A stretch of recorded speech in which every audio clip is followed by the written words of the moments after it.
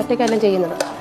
പിന്നെ രാവിലെ 9 മണി വരും. പിന്നെ 3 കൂട്ടാനാണ് വയ്ക്കുന്നത്. 3 കൂട്ടാനും വെച്ച് പിള്ളേർക്കെല്ലാം കൊടുത്തതിൻ്റെ പാത്രങ്ങളെല്ലാം കഴുകി പറക്കി ഇവിടുന്ന് 2:30 3 ആകുമ്പോഴാണ് പോകുന്നത്. 3 മാസക്കാലം തരാതിരിക്കുമ്പോൾ ഈ 3 മാസം എന്ന് പറയുമ്പോൾ എത്ര ദിവസം ഞങ്ങളുടെ വീട് പട്ടിണിയാകുന്നത്.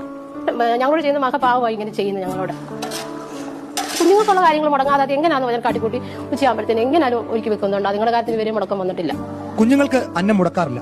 രമണി മാത്രമല്ല, സംസ്ഥാനത്തെ 14,000 സ്കൂൾ പാചക തൊഴിലാളികളും അങ്ങനെയാണ്. പക്ഷേ തൊഴിലാളിക്ക് കിട്ടാനുള്ള ദിവസക്കൂലി മുടങ്ങിയിട്ട് മാസങ്ങളായി. ഞാൻ എന്നും ഇവിടെ പറയുന്നുണ്ട്, ഞാൻ എന്റെ ശമ്പളം എന്താ കിട്ടാന്ന്. കാരണം ഇതേ നോക്കിയിരിക്കുക.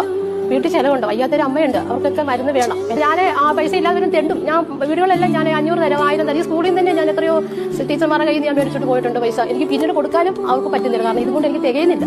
600 രൂപയാണ് ദിവസവേതനം. സഹായം വെച്ചാൽ കിട്ടുന്നത് പകുതിയാകും. കഴിഞ്ഞ 3 മാസമായി ശമ്പളം കുടിശ്ശികയാണ്.